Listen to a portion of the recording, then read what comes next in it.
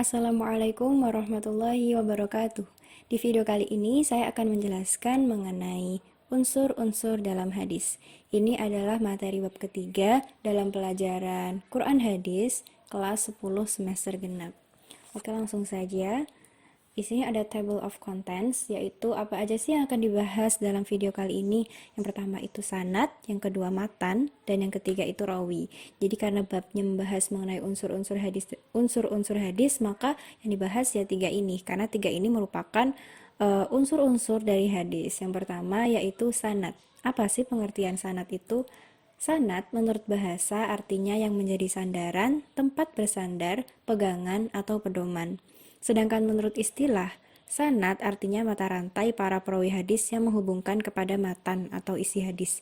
Jadi ketika kita membaca hadis, pastikan ada tuh sebelum isi dari hadis atau pesannya, itu pasti ada an siapa, an nama siapa. Nah, itu merupakan sanad.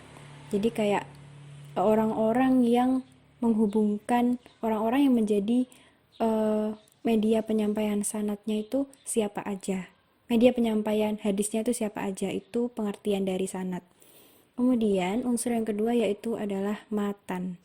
Apa sih pengertian matan itu? Secara bahasa, matan artinya punggung jalan, permukaan jalan, tanah yang keras dan tinggi membelah, mengeluarkan, dan mengikat. Sedangkan secara istilah, matan artinya perkataan yang disebut pada akhir sanad, yakni sabda Nabi Muhammad SAW yang disebut setelah sanadnya. Tadi udah saya jelaskan ya mengenai pengertian sanad itu adalah mata rantai orang yang menyampaikan isi dari hadis. Nah, matan itu adalah isi yang disampaikan. Jadi, pokok dari hadis itu adalah matan. Karena isi hadisnya itu namanya matan. Terus, unsur yang terakhir adalah rawi. Rawi adalah orang yang memindahkan hadis dari seorang guru kepada orang lain atau membukukannya ke dalam suatu kitab hadis. Jadi ketika kita baca hadis tuh pasti ada ya, an titik-titik-titik, an siapa, itu namanya sanad, kemudian isi dari hadis itu namanya matan. Nah yang terakhir, biasanya rawahu, misalnya rawahu Bukhari atau hadis riwayat Muslim, itu adalah rawinya atau orang yang membukukan ke dalam suatu kitab hadis. Nah, di sini ada beberapa syarat perawi. Yang pertama itu adalah adil. Yang dimaksud adil di sini adalah seorangnya muslim, balik, berakal, tidak berbuat fasik, dan menjaga muru'ah. Adil dalam pembahasan ini tuh berbeda dengan adil dalam konteks hukum. Adil di sini berarti konsisten dalam menjalani agama.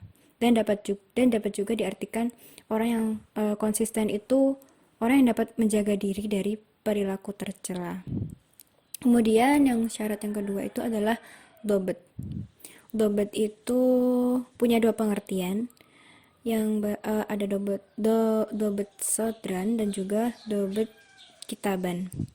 Dobet sodran itu adalah kuat hafalan. Dia daya ingatnya kuat dan tidak pelupa.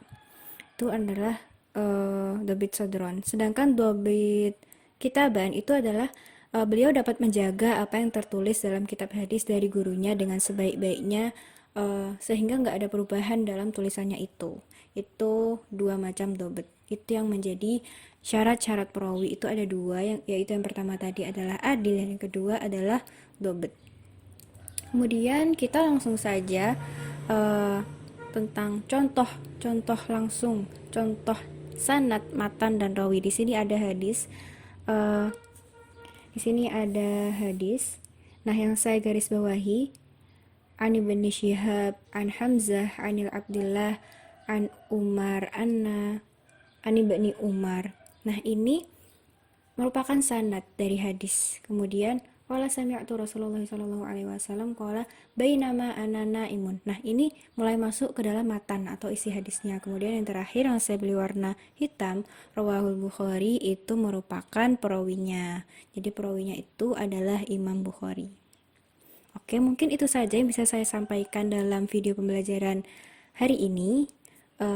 Sekian. Wassalamualaikum warahmatullahi wabarakatuh.